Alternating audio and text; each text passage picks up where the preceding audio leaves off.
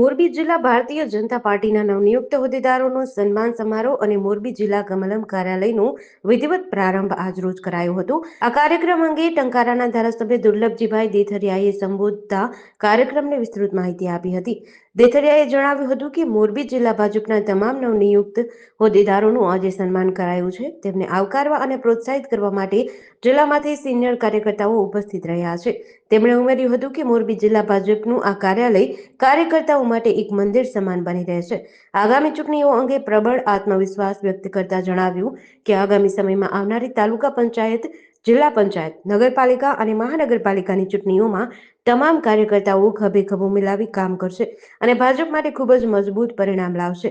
સારામાં સારા કાર્યકર્તાઓને આવકારવા માટેનો આ એક અનેરો ઉત્સવ ગણાવ્યો હતો.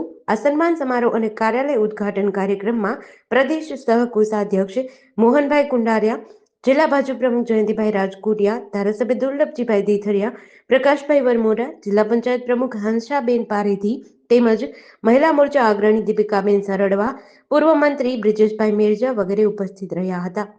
આજે મોરબી ભારતીય જનતા પાર્ટી મોરબી જિલ્લાના તાજેતરમાં નવનિયુક્ત તમામ હોદ્દેદારોનું સન્માન કરાવ્યું. સાથે સાથે આજે મોરબી જિલ્લા કમલમનો વિધિવત પ્રારંભ કર્યો છે. ત્યારે મોરબી જિલ્લાના ભારતીય જનતા પાર્ટીના તમામ કાર્યકર્તાઓ જે નિયુક્ત છે એમને ખૂબ ખૂબ અભિનંદન આપ્યા.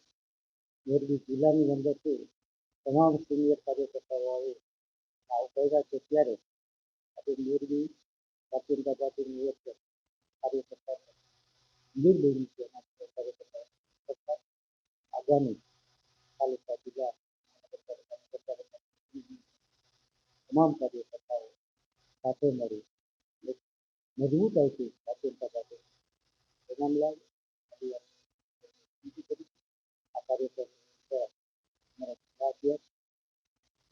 રાજકોટિયા પૂર્વ સાંસદ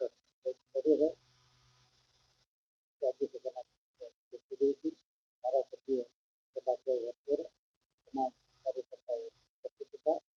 ત્યારે સારામાં સારા એક કાર્યકર્તાને આવકારવા અનેરો ઉત્સવ આજે ઉજવવાના છે.